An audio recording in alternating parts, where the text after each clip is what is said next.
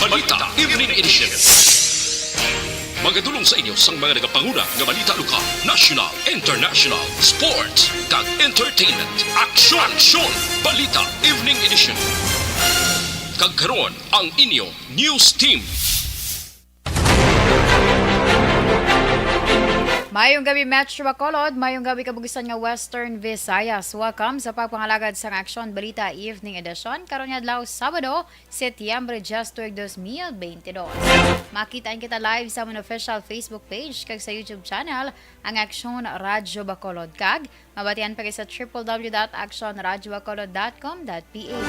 Ang inyong tagbalita Aksyon and Defensor Lisay. Kag karon sa aton mga headliners, una sa mga balita lokal. Nokpon ang una sa may madamo nga narasto nga wanted person. PRO6 may bag-o na nga spokesperson. Sa mga nagapanguna nga balita national, online application sang DSWD Educational Assistance ginpauntat na. Samtang rollback sa presyo sang gatong ginalantaw masunod nga semana. Detalye sa atong mga nagapanguna nga balita lokal pagkatapos lamang sa mga ini. Pag champion ang ginamit mo, may pagkakataon kang maging milyonaryo. Champion na! Milyonaryo pa! Ilagay sa isang papel ang iyong name, age, address, phone number at pirmahan. Ilagay sa isang white legal-sized envelope at lakipan ng alinman sa mga required proof of purchase. Kasama dito ang tamang bilang ng empty sachets, wrappers at mga pouch ng Champion Superpower Detergent at Champion Antibacterial Fabricon. Sa labas ng envelope, ilagay ang promo title, ang POP na ginamit at MBC station na yung pinakikinggan. At ihulog ang iyong entries sa mga drop boxes na makikita sa iyong mga favorite MBC radio stations. Mas maraming entries, mas malaki ang chance mong manalo. Mamimigay kami ng 1 million pesos sa ating grand draw at libo-libong piso pa in cash sa mga weekly draws na magaganap sa mga MBC radio stations nationwide. Champion na! Milyonaryo pa! Champion, tapat po sa inyo! Brought to you by Champion Superpower Detergent with X-Stain Technology at Champion Antibacterial Fabric Conditioner. Hi, ako si Boy Duran, kaya I've been with Aksyon Radio for almost mga 27 years. I'm Aksyon Artay Kupon, the anchorman of Aksyon Hotline program. I've been in Aksyon Radio for more than 15 years. Hi everyone, I'm Wilma Antopina Sugaton. They call me Tito Wilma. I've been in Aksyon Radio Bacolod for almost 2 decades. Ako si Rex Cantong, News Director at the same time Program Director sa Aksyon Radio Bacolod. This is our 53rd anniversary story. Sa nagapadayon nga pandemya, hangkat para sa pungsod Pilipinas ang budget nga kinahanglan sa mga programa agon mapunggan ang paglaton sang COVID-19. Apang bulan sa Agosto nagwa ang balita. Si Castillo gid man ni ang napatay ni kitingala mo sa mga pasunib la. Anong nalabutan niyo sa investigasyon, Sir Man? Pagbinuhan ay tiro sa mga katapusang PDEA kag PNP. Klaro ni nga misencounter gid ni. Apat ka mga persona na patay sa naglutad nga shootout sa tunga sang Puerte nga ability. Kasaysayan nga gipadala sang atong mga tagpalamati sa matag adlaw nga pagpangabuhi. Suno sa ila abilidad kag kun anuman nga mga diskarte nga mabuhi, maayo man o kun hindi. Ang tawo may abilidad. Kung imo inisaksihan kag panilagan ang ability, duna kag yara nga daan sa halos tanan. Kung anuman ang imo abilidad o kun diskarte sa kabuhi, magpamati sini nga palatuntunan kay mahimo ang imo abilidad kag diskarte, hindi na makapaayo sa sinuman kag ini halit na nga imo pagahinulsulan. Puwerte nga ability kada hapon pagkatapos ng drama, Timbangan sang Katarungan.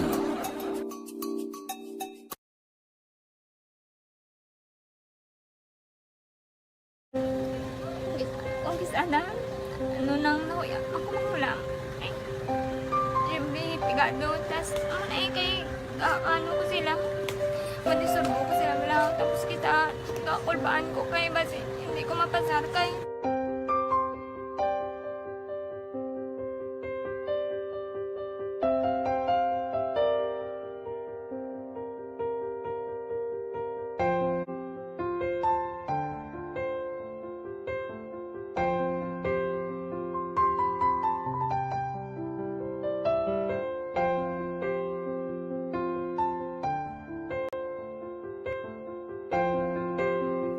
Aksyon na Radyo, Philippine Standard Time, alas 6:15.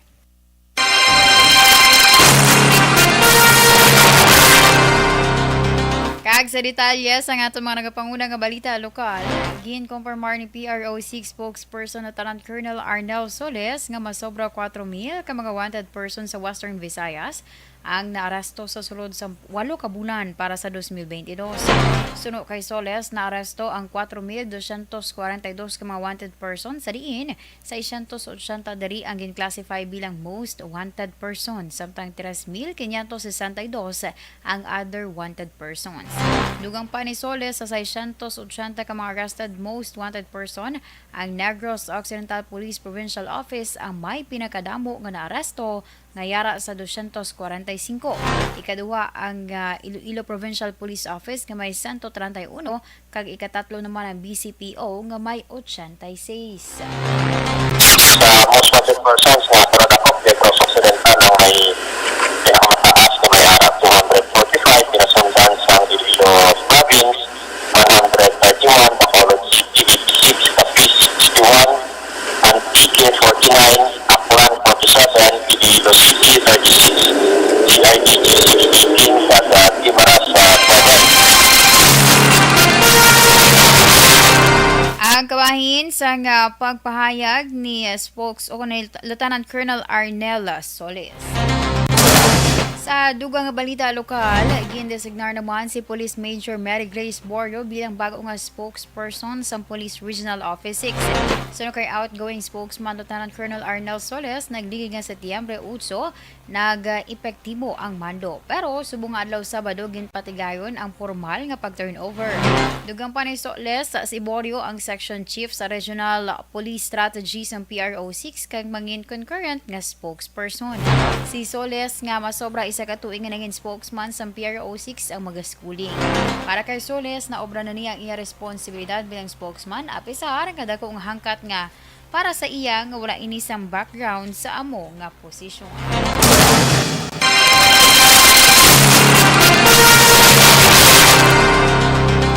Ginpasaka kahapon nga adlaw ang kaso nga paglapas sa Section 12 sang RA 9165 bato kay kagawad sa Irel Castañares, 40 anyos sang barangay Dankalan, Banwa sang Ilog, matapos nakuhaan sang truck for Fernelia sa Sitio Muhon, Barangay 1, Syudad sang Cabancalan. Suno kay Police Lieutenant Dennis Melgarejo, ang Deputy Chief of Police ng Cabancalan PNP, nagpatigayon sang checkpoint ang otoridad kag gulpi na lamang nagpundo si Castañares kag hinhaboy sa dalan ang pila ka mga drug for Fernelia. Na-recover naman sa kapulisan ang mga ginhaboy nga improvised glass tutor nga may mga traces passing na suspect sa shabu, isa ka improvised plastic straw scoop, improvised aluminum canister kag disposable lighter. Sa karon si Castañares preso sa custodial facility sang Cabancalan City PNP.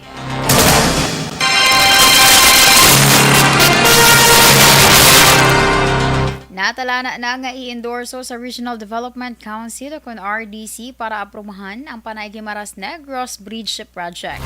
Ini matapos talakayon sa ginpatigayon nga 3rd Quarter Provincial Development Council meeting sa Social Hall sa Kapitolyo Provincial. Ang pagsapol ginpreside ni Negros Occidental Governor Buong Lacson bilang chairman sa PDC. Ang update sa status ng PGN Bridge Project ginpresentar sa DPWH. Ginpresentar man ni Provincial Administrator Attorney Fernando Diaz II ang development direction sa Negros Occidental nga nakasandig sa abanse na Granse Priority Development Agenda sa gobyerno provincial. Ginaprubahan sa Council ang Provincial Commodity Investment Plan for Coffee nga ginpresentar ni Provincial Agriculturist Dr. Edmondo Saul Causing. Kalakip diri ang 2022 kag 2023 Supplemental Annual Investment Program nga ginpresentar naman ni Provincial Planning and Development Officer OIC kag PDC Secretary Ana Marie Lucasan.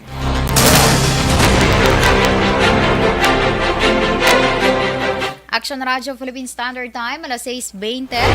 Santon Plus Gold, pabasugon kay pabiling nga healthy ang kurason. Mag-exercise, magkaon sang Daog ka, Roleta Promo sang Aksyon Radyo Bacolod. Oh no! Sana all.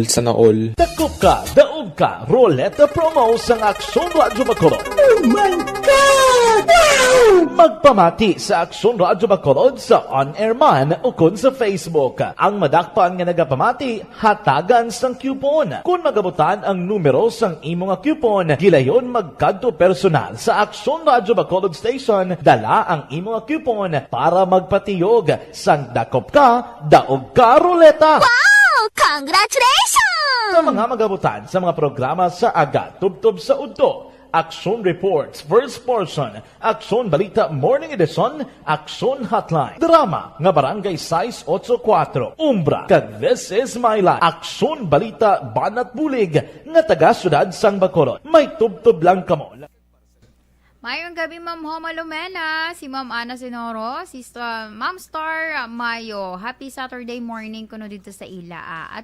Attendance lang here in Rochester, Minnesota, USA. Salamat good, Ma'am. Vanessa Mayo with Doc Matt Mayo. May nakapag-monitor sa inyo. Kagalong-halong lang always. At Tia Kim Iriman, dira sa Banwasang Morsha. Si Ma'am Elvira Gilogo, good evening, man. Si Ma'am Diding Aluamiento, nag-monitor sa may barangay Antipolo Ponta, adlaw-adlaw. Ang Ponte ni Guro sa Ponte Federal ay. Sige mayong gabi lang sa Aluamiento family. Salamat. God bless us all.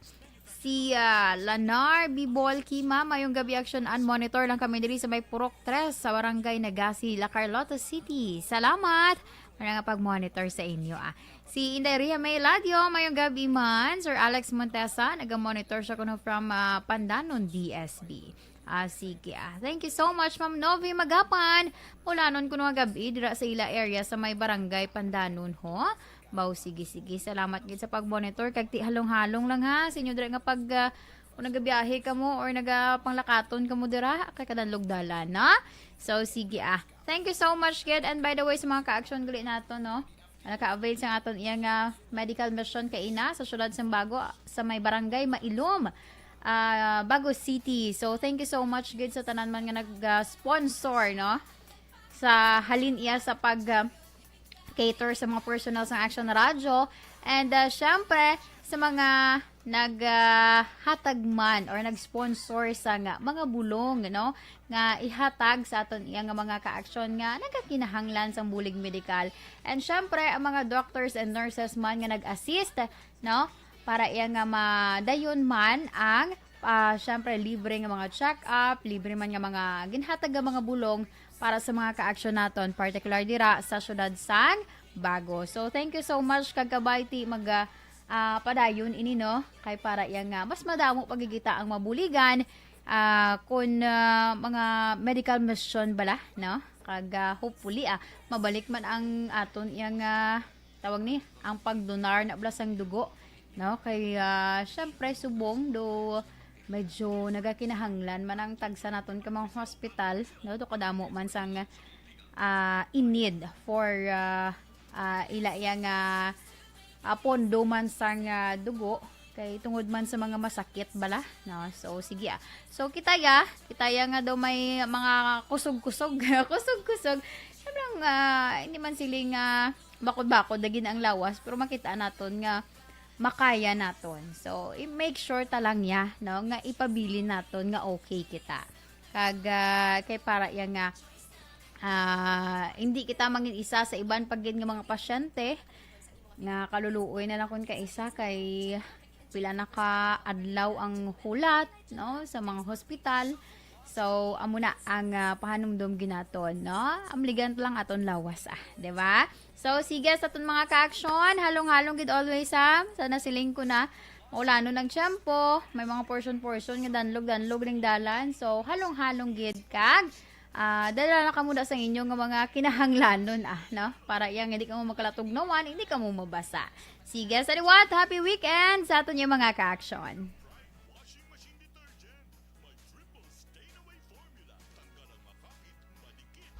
Pag champion ang ginamit mo. This is my life.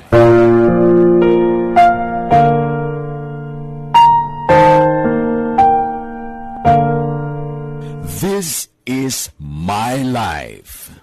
Ang tagsa katawo may kaugalingon nga istorya. Ang tagsa katawo may pinasahi nga inagihan sa kabuhi. Ang imo pagpasimpalad, pangabuhi kag kabudlayan, personal man o kung pamilya. Hatagan sang kabuhi diri sa This is My Life. This is My Life. Magahatag sang kalingawan sa kahanginan sa mga mapuslanon nga impormasyon kag kasaysayan. This is My Life.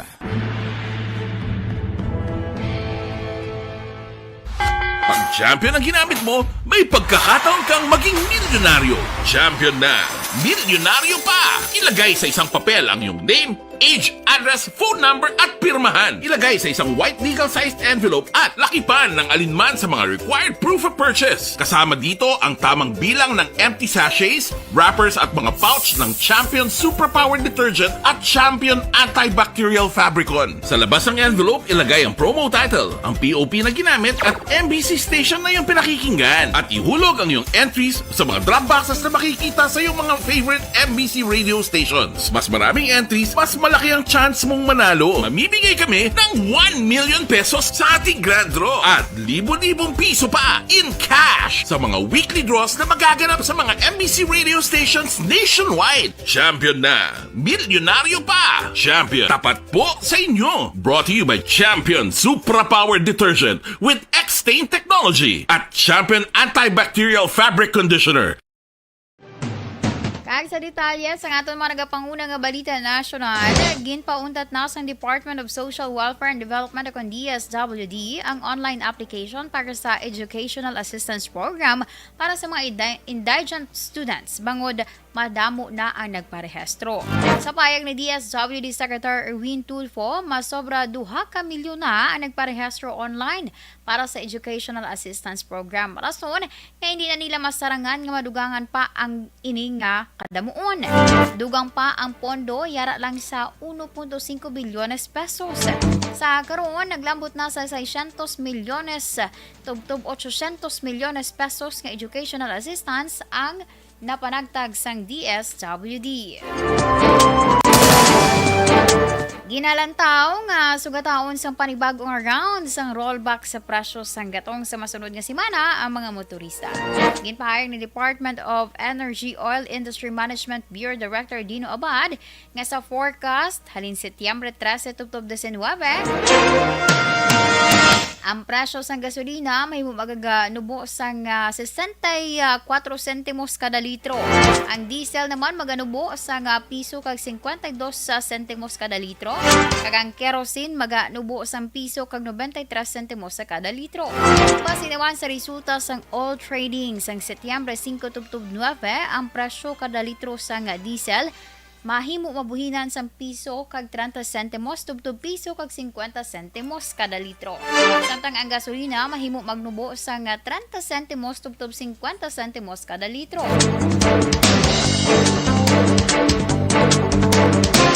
Subong man, ginpahayag sang Uni Oil Petroleum Philippines nga sa ila fuel forecast o kung fuel price forecast para sa Setyembre 3 tubtob 19, ang diesel posible magnubo sang piso kag 20 sentimos tubtob piso kag 40 sentimos kada litro, samtang ang gasolina may mo naman maganubo sang 40 sentimos tubtob 50 sentimos sa kada litro.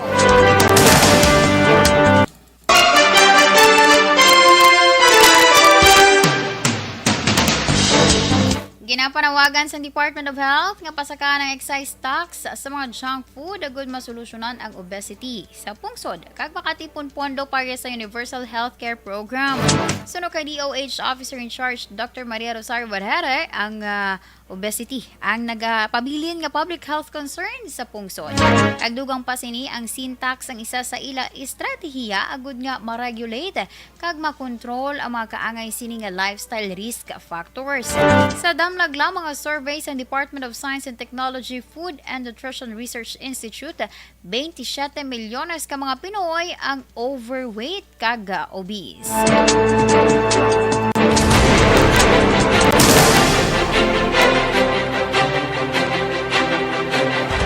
Aksyon Radio Philippine Standard Time, alas 6:30, inyo ginpamatian ang kabugusan nga detalye sang aton mga natipon ng mga balita. Diri lamang sa Aksyon Balita Evening Edition karon nga adlaw Sabado, Setyembre 10 tuig 2022. Sa liwatang inyong tagbalita, Aksyon and Defensor Lisay. Una sa balita, una sa Aksyon, sa Bacolod, Aksyon Radio. Aksyon Radio number 1.